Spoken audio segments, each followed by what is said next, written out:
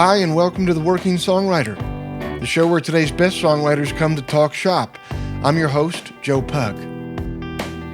Each episode here, we host a distinguished guest, and we ask them to go deep on their inspiration, on their process, on the general ups and downs of making a life in music. So, whether you're a grizzled veteran scouring YouTube for copyright violations to flag, or else a scrappy upstart waiting outside a stage door to slip your demo into the hands of some poor beleaguered tour manager, this is your show. Because ultimately, it is what every writer seeks most, an ironclad excuse to put off actually writing.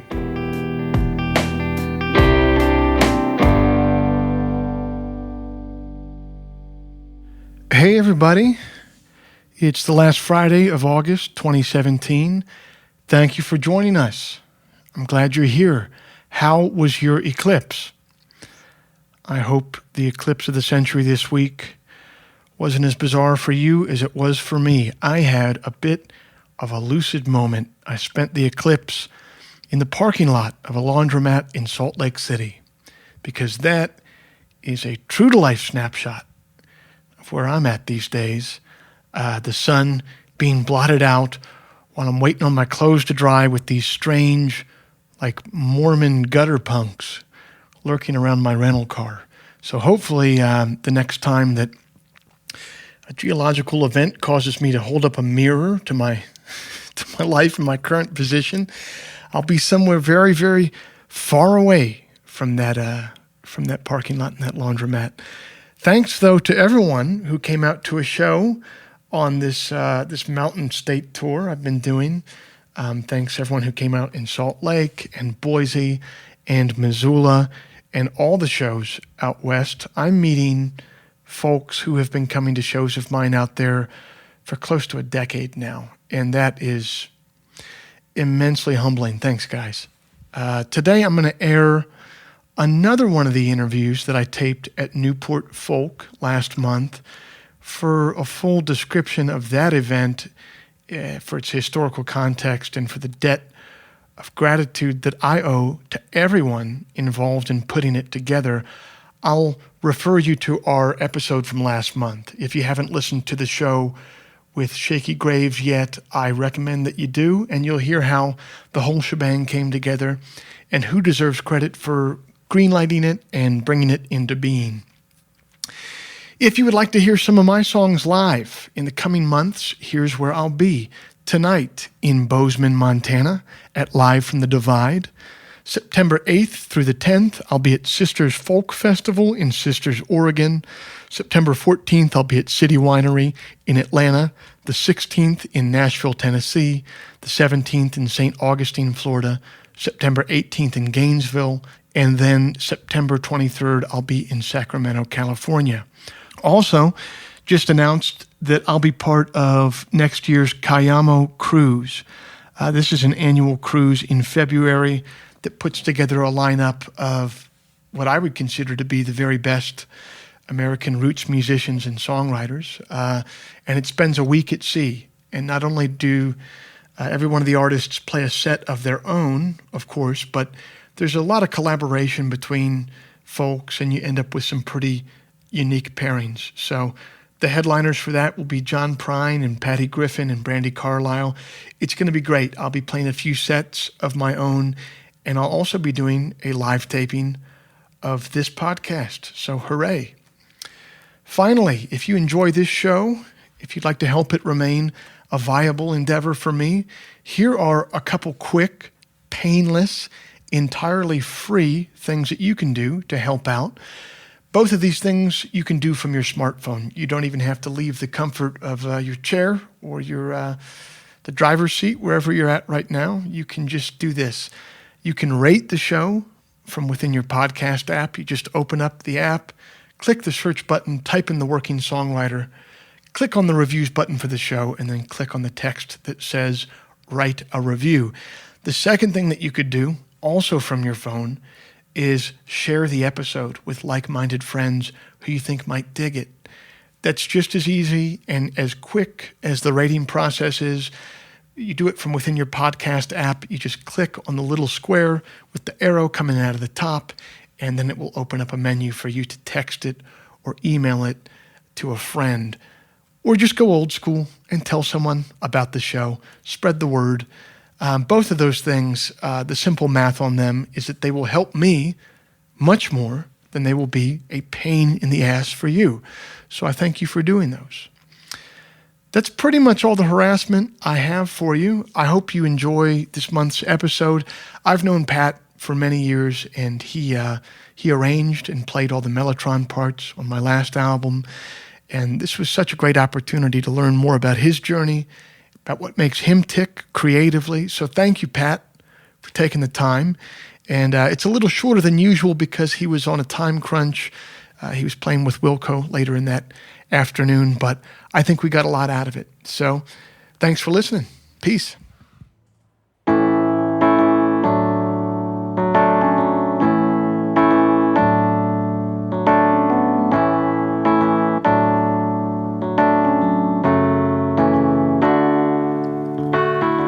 My first guest this afternoon is the songwriter, instrumentalist, and producer from the Autumn Defense in Wilco, Pat Sansone. Born in 1969 in Meridian, Mississippi, he attended the University of Southern Mississippi, where he met musicians Will Martin and Eddie Bo McRaney, with whom he formed the band Beagle Voyage, whose influences included the Minutemen, Husker Du, The Who, and Rush. Sansone founded the Autumn Defense in New Orleans in 1999 with friend John Stirratt of Wilco. The band has recorded 4 full-length albums, beginning with The Green Hour in 2000. He joined Wilco in 2004 before A Ghost is Born and has remained an integral part since, even helming some of the production for the album The Whole Love. As a producer and studio musician, he has contributed to albums by Joseph Arthur, Andrew Bird, Josh Rouse, Swan Dive, Ryan Adams, Mavis Staples, The Zombies, and a host of others. And his talents are not limited to just music. He's published a book of his photography called 100 Polaroids, a collection of Polaroid photographs taken with an SX70 camera. Sansone began photographing with the SX70 in 2006 and shot extensively over the next several years while traveling the world with Wilco and the Autumn Defense. Over the years, he's made his home in New York, Chicago, and Nashville. We're very lucky for him to have taken some time to sit down with us today, and we're grateful. So please, let's give a warm Newport welcome to Pat Sansone.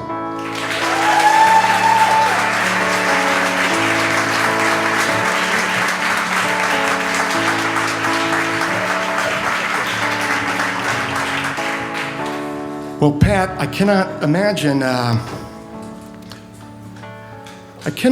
that there was too much folk music and Americana music coming out of Meridian, Mississippi in the mid-'70s.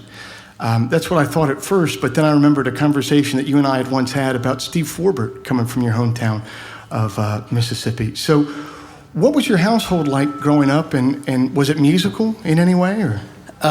Extremely, yeah. Really? It's I come from a family where music was just central to the core, really. I mean, my grandmother on my father's side was a singer, performer. She performed starting in the, I guess in the 30s, late, So like vaudeville mode, or? Yeah, I mean, from what I understand, she had a couple of different stage names and a couple of different personalities. So she had a... Please list. The only name I remember, her real name was Marguerite Sansone. Mm-hmm. But one of her stage names I know was Sonny Stevens. And Sonny Stevens was her Western swing, sort of like hayride jamboree name. Like Louisiana hayride alter ego. Exactly. And she also knew every popular jazz standard of the day, that was back when you'd go and you'd get the sheet music of the hit parade, and she would just learn all those songs. So my grandmother knew, she must have known thousands of songs, just at her fingertips. So some of my earliest memories are of her at the piano, playing, singing. And, very early on, she tried to bring me into that. She tried to teach me a lot of great standard songs. But, when I was that age, I was a little bit...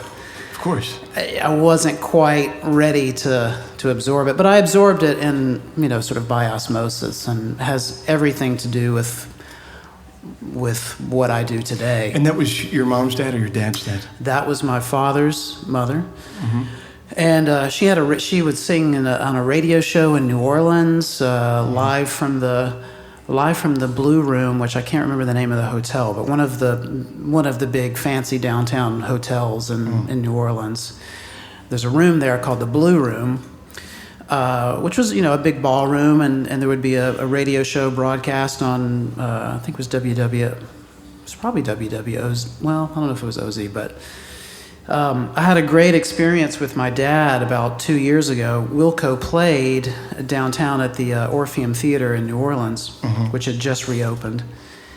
And my dad came down for the show, and we walked across the street to the hotel to have lunch for the show. And as we were walking through the lobby of the hotel, we walked past this room, and he looked at it, and he was like, "Oh, this is the Blue Room. This is the room where your grandmother used to perform, where she'd come down and do the radio show."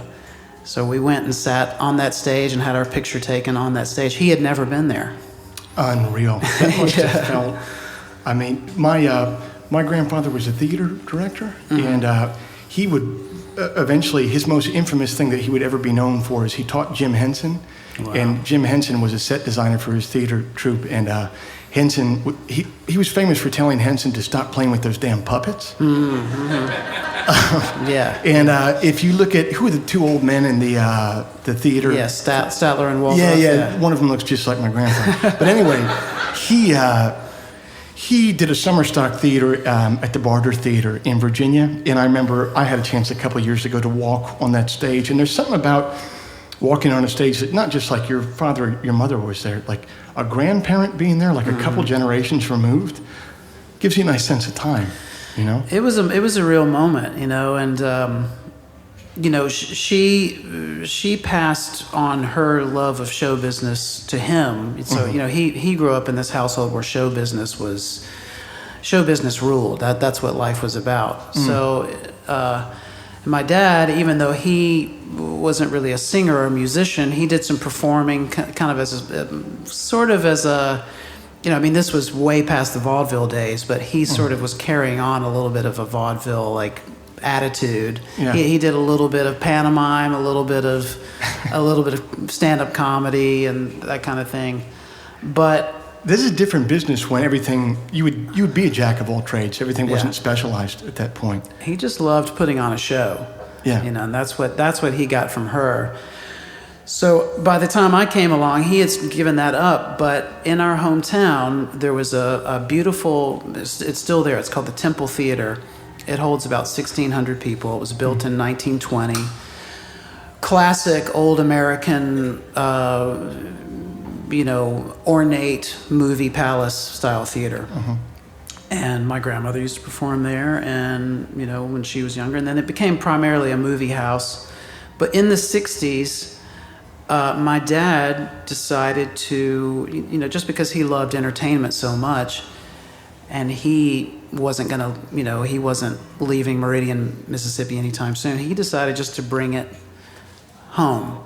Yeah. So he started booking acts. Basically, just he wanted to give our town the chance to see some real people. Some culture. So the first show that he booked was in 1966. It was Buck Owens. You're kidding. Yeah. And so he was booking like real people in there. Yeah. Wow. Buck. And then I have a great picture of my dad standing backstage in 1968 with Glenn Campbell. That was his second show. Jesus. And they both have the same sideburns, like long sideburns. Just two cool cats, putting on a show. So by the time I came along, he had kind of gotten a groove with that. So I grew up. I was about to say, this is the best answer to, was music a part of your household I've ever gotten. perform? Yeah. Well, it was just around, I mean, Yeah. he was a festival promoter. He put on a festival in our hometown every springtime. And it would be, every weekend, Thursday, Friday, Saturday, there would be a show. And he would try to do like a gospel show. He would try to do a country show. He would try to do a kind of a show for the older crowd, maybe somebody who was maybe featured on Lawrence Welk, he tried to keep it like pretty broad. So I just grew up in the 70s as a kid, standing in the wings, watching people like, Ray Charles and Gladys Knight, and got to see, Helen Reddy and Glenn Campbell, and I got to watch Jerry Reed and Carl Perkins have a guitar sort of duel backstage before their show. That just seemed normal to me. Yeah. Have you been able to express to your dad, like, does he understand what he was able to give you? And yes, probably one of my favorite memories of performing was, I guess it was about 2 years after I joined Wilco, and my dad came up to New York and saw us at Radio City Music Hall. oh, And it was, I think, the first time that he really got the sense that, people like Wilco, like that's they're this could work out. This is a real gig, because he had seen me, for all my life, like struggling and on the going from crisis to crisis, as a working musician. Mm-hmm. So he was pretty impressed, and proud. And it kind of got, now he hasn't regularly been putting on shows since like the early 90s, but he put on something here and there, and the theater is still there. So he kind of got the bug when he saw us, and he was like, well, maybe we could get you all down at the Temple Theater, And I was like, well, you might be able to do that. I was like, I hadn't been in the band that long, so I wasn't ready to just say, oh yeah, I'll make that happen. You don't want to be the new guy and be like, you guys want to come play my dad's gig? Right.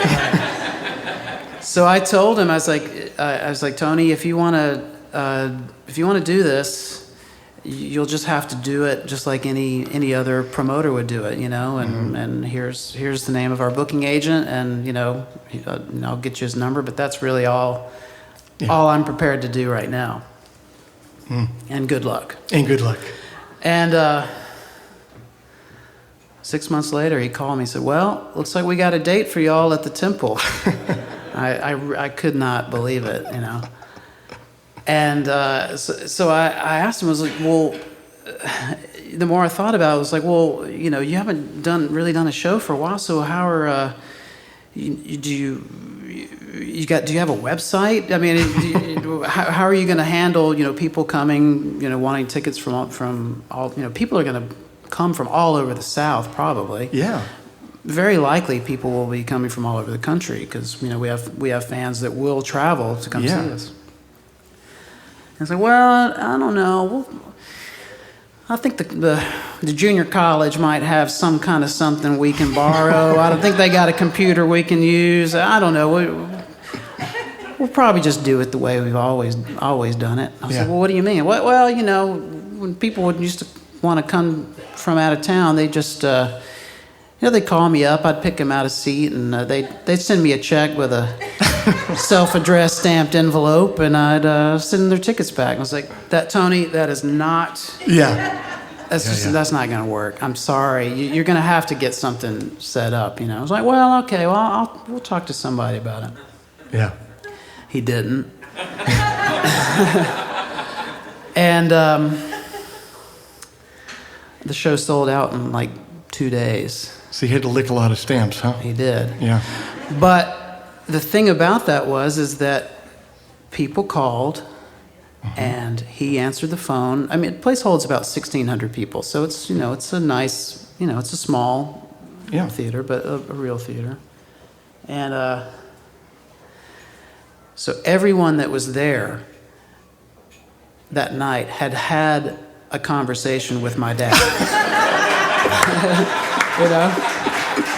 Whether or not they had walked up to the box office or had called him from Seattle, you know, and he would, you know, ask them where they were from and what they did for a living and how did you get to know Wilco and he picked him out the seat and they sent him a self-addressed stamped envelope and he met him at... So by the time we got on stage, so we did our show, which for me was a mega thrill because I mean that was the stage where I was introduced to my real love of performing and love of just the magic, the spectacle of what I do, you know. Kind of a church for you. Definitely, and I put it in those terms, and I gave a little talk when we came back for the first encore. Now the other part of this story is that all those years of meeting all those legends, because I got to meet all these performers, you know, and be introduced to them, and I never had a picture taken with anyone. I never, you know, I didn't have my picture taken with Ray Charles or Tony Bennett or, you know. Yeah. So all this kind of exists in this kind of like magical realm of childhood memory. And part of that was because my father was so humble and so about it, and he loved being behind the scenes. And he didn't want to impose on the artists. He wanted the artists to just feel, I guess, comfy, and he liked feeling, I think, like he was just part of the show and not necessarily another fan. And he also didn't really take credit for bringing this to our town. He always, every year, they would appoint a sort of a face for the festival who would do the interviews for the local news and kind of be the spokesperson. But this was his baby. Yes. It was his concept. He was on the phone booking the acts. He was micromanaging every detail. So, sorry, I don't mean to cut you off there. Go ahead. Oh, just that I liked kind of being his shadow in that way, you know, because he didn't get his picture taken because he liked being part of the fabric of it. I did too, and I kind of like took that on. So I gave a little talk before we came out for the encore, and just kind of telling the audience how important this stage that we're standing on right now, how important it is to me as a human being and as an artist, and how it is like a church to me. And I brought Tony out on stage because I was like, all those years of him giving our hometown what he gave, he never really took any credit for it. But didn't take a bow. But that night he was going to take a bow. Yes, indeed. So I brought him out on stage, and of course everybody there knew who he was. Well, yeah, by definition. And the place exploded, and you know. By definition. Everyone was crying, and we had an amazing night. Man.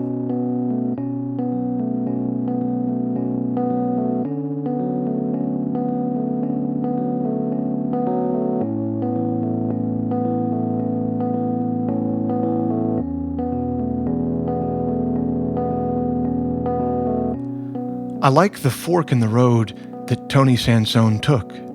Did you notice where that was in Pat's story? He said that his dad realized he wasn't leaving Meridian, Mississippi anytime soon, and so he started that concert series.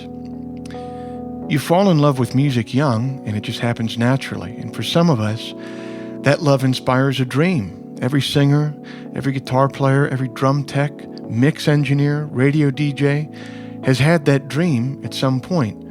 For a select few, that dream comes into being exactly as they had imagined it, and that's great.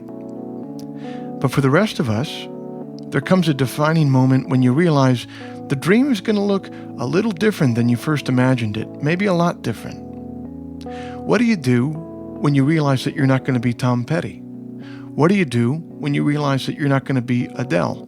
What do you do when you realize, as Tony Sansone did, that you're not leaving Meridian, Mississippi anytime soon? There's a fork in the road to be taken there. And the most understandable route is sour grapes. It's rigged. You got to know someone. It's all shallow anyway. But if you have the strength to take the route that Pat's dad did, its effects can ring out over generations. Instead of stewing in a bunch of what could have beens, instead of ruefully complaining that no good music ever came to his neck of the woods, he picked up a phone and he brought an entire generation of American musical talent to his backyard. And it gave his son the education that he needed to become an essential part of the American musical landscape himself. Falling in love with music happens on its own. Finding a permanent place for it in your life requires an active choice and an understanding that, just like all the other good things, it won't happen on your terms, but on its own.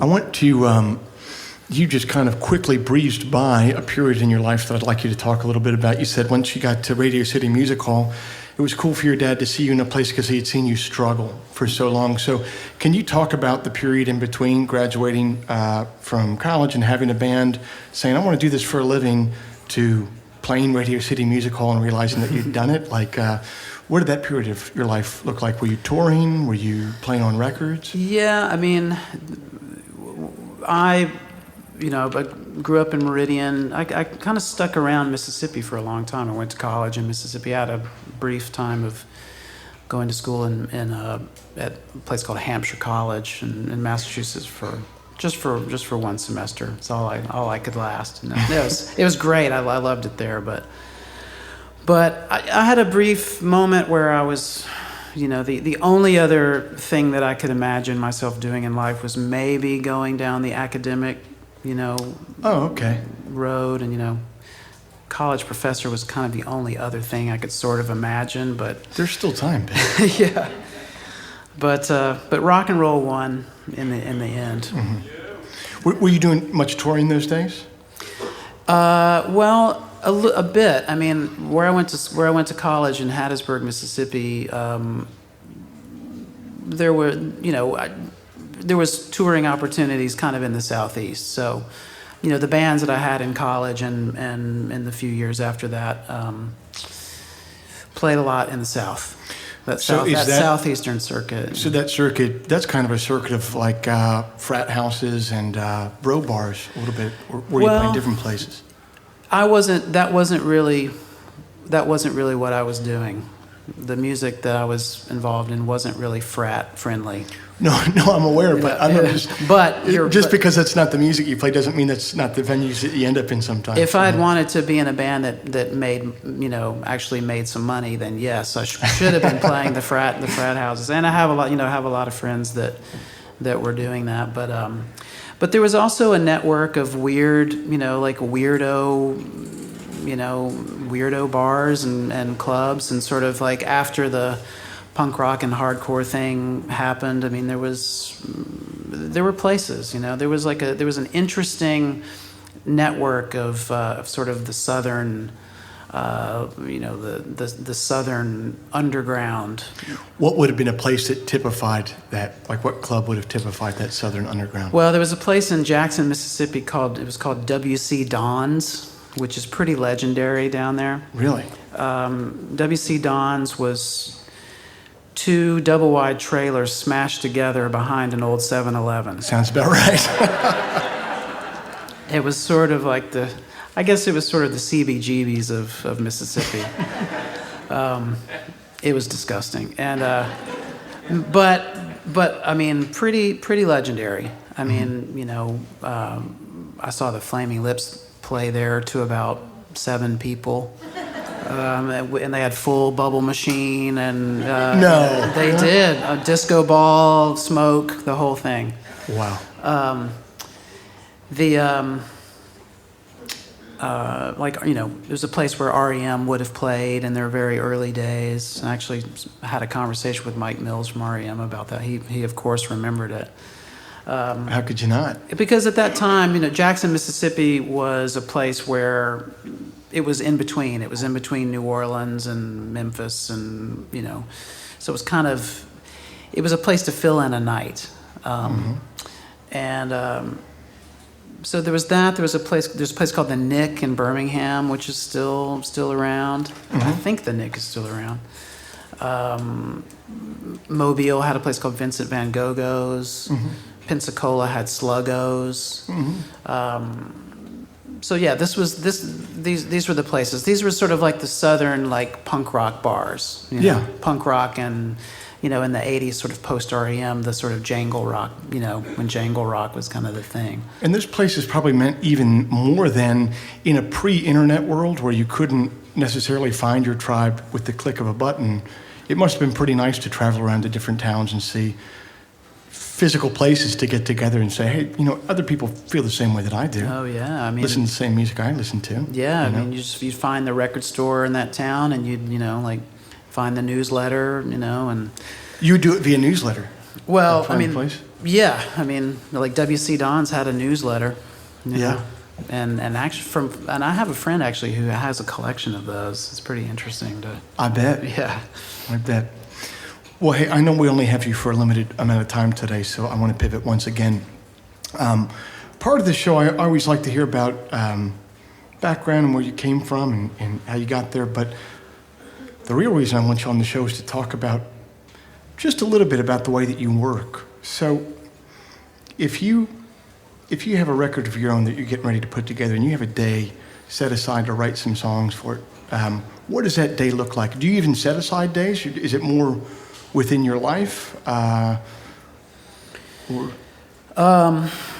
a good question. I have definitely been in the situation where I had a session booked and didn't have any songs. So what do you do? I just locked myself away and just, you know, forced myself into a corner. Yeah.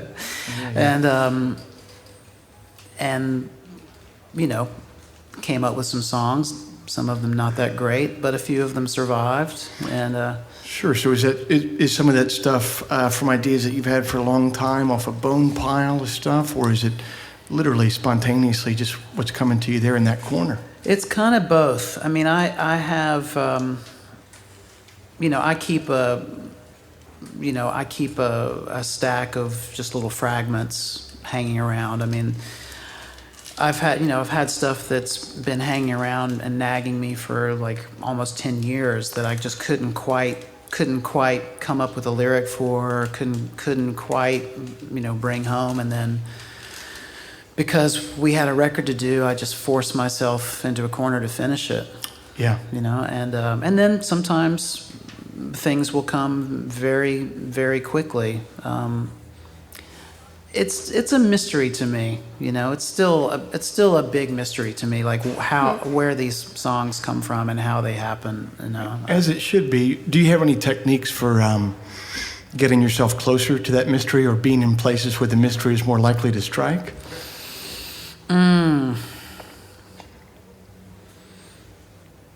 No. Fair enough. I'm very, you know, for me, like, songwriting is very,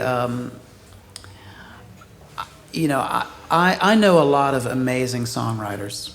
Yes, you do. I mean, I've been able to work with people that, you know, just astound me, you know, and people that I really am.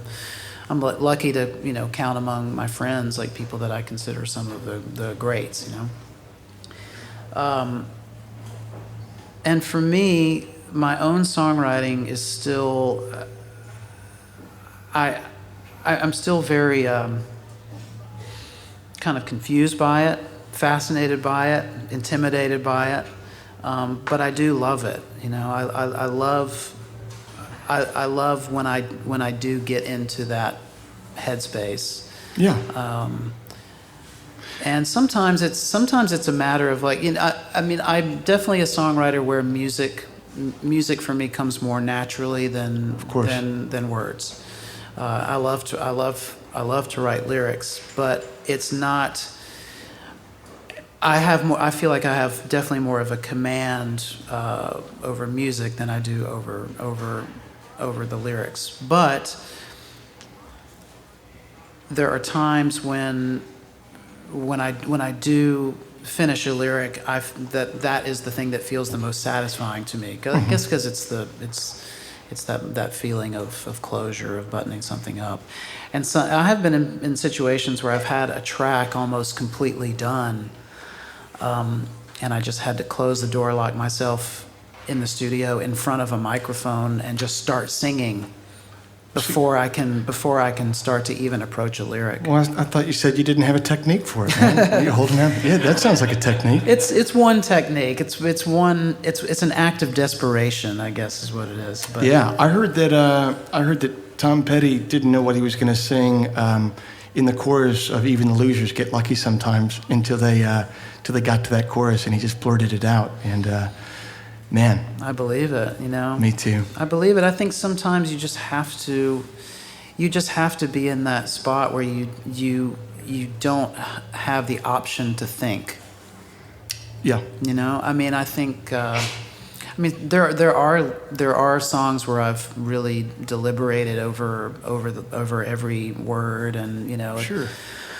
But some of my favorite things that I've written, some of the things that I'm the most proud of, are things that I just that just came out. Exactly. Well, yeah, because I mean, rationality has its time. Like if you're trying to build a bridge or cure, you know, Parkinson's disease, then definitely let's have some rationality around. But writing songs, I mean, what is worse than a clever song? A clever song is the worst shit ever. I mean, it doesn't reach you in any way. And then you go back to those songs that have touched you in the deepest way, and if you try to look at those in the light of day, in the sober light of day, I mean, it's nonsense. Yeah. But hey, that nonsense made a lot of sense to you when you were just there, listening to it with that rational faculty, which again has its place, but it probably doesn't have its place, you know, with songwriting all the time. Well, one of my favorite songwriters favorite bands is Big Star, and you know, Alex Chilton is one of my favorite songwriters, and his music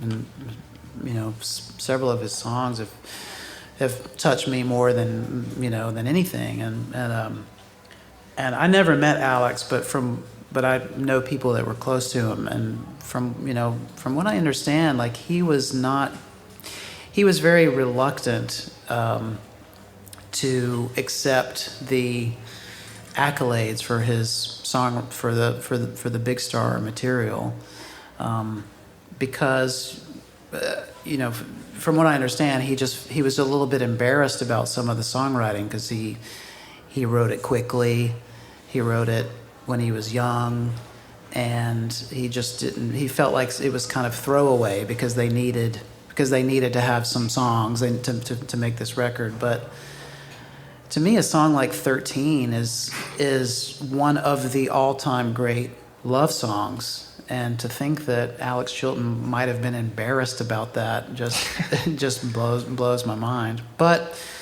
it just kind of goes to show, you know, that you don't really know what sort of spontaneous, vulnerable moments that find expression, how those are going to ripple into the world. And you don't. And Pat, you have a sound check to get to, and I really appreciate you being here. Pat Sansone, everybody.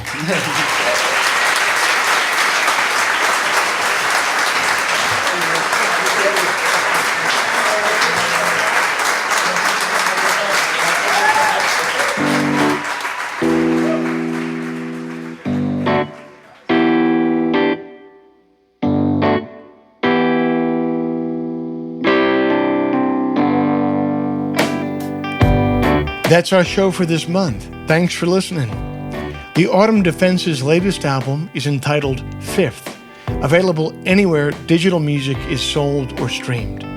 Today's episode was engineered and mixed by Matt Schusler. Research and editorial direction provided by the intrepid and thorough Paul Barbagallo. On-site wrangling provided by Don Bartlett. If before we meet again, you sit down to write, please remember, an expensive drug habit is not a song, a compelling Instagram account is not a song, and most importantly, reverb is not a song. So let all that take care of itself. And for you, just keep your eye on the song.